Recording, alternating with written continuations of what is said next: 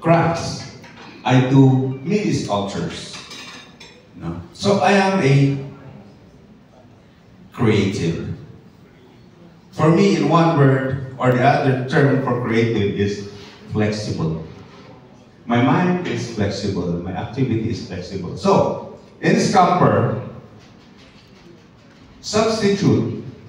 I substitute tour guiding kung wala ang tourism, or kung walang turista. I diversify and become flexible and creative doon sa aking mga produkto na binibenta. That's substitute for me to earn money. No? Sa products naman, sa substitute, instead me using wood as a mini sculpture, I use bulalo bones. Out of that bulalo bones, eto na po siya na kwintas ko. I carve the bulalo bones. That's why they call me the boner. I am the bone man. I was a graduate of DTI, the kapatid mentor me, the second batch. And Dolce here is my colleague. No? So, from, again, the bones, I substitute not only and adopt, at the same time, no, combine these three elements, the bone, the stones, and the rope to become or to fashion a fashionable necklace. Kasi dati, dinidisplay ko lang siya as an art form. No, naka-frame lang siya yung aking bone sculptures. Or naka-install lang siya sa part of installation. Pero may nakita ko pala siyang kagandahan na ginagamit. Now, few of my artworks are actually, or my craft, are actually in the New York Museum. Alam ko, hindi nila alam yan ng mga kasama ko dito. But few of my artworks are already in the New York Museum. Now, doon naman tayo sa magnify, unify, and modify. I just modify and magnify the skills that I have. No? And the talent that I possess. In terms of how. Sabi ko nga, if we say theater, it's an applied art. So lahat yan kasama.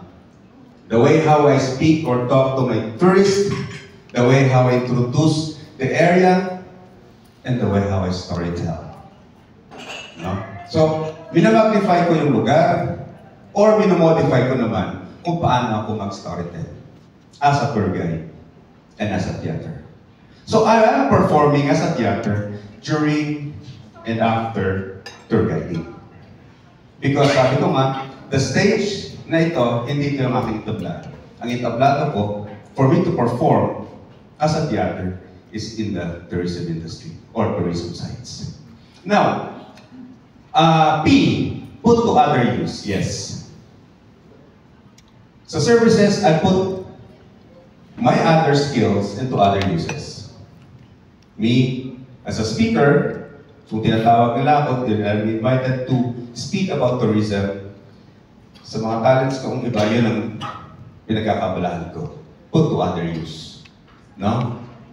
Sa mga products naman na binibenta ko, yung mga patapon na produkto, kagaya nga nung bulalo bones, na tinatapon na lang. Sabi nga nila, ninanakawan pa yung mga aso ng pagkain.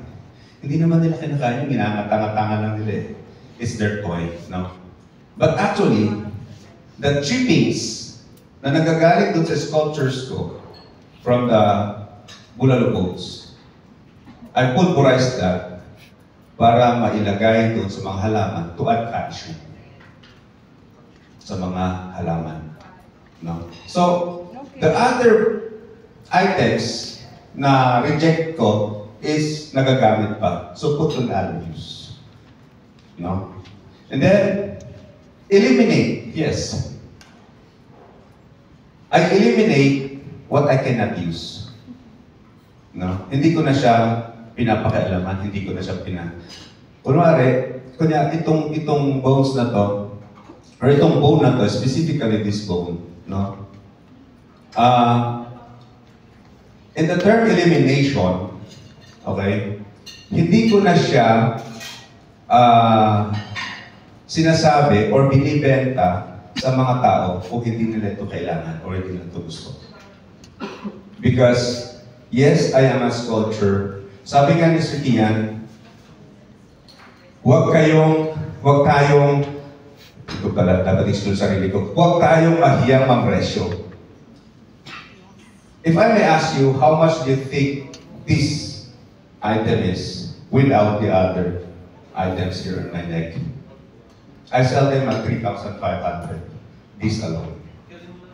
Basically, when this foreigner came to me, hindi ko pa natatapos yung isang item, sabi niya, I want to buy that at 5,000 pesos.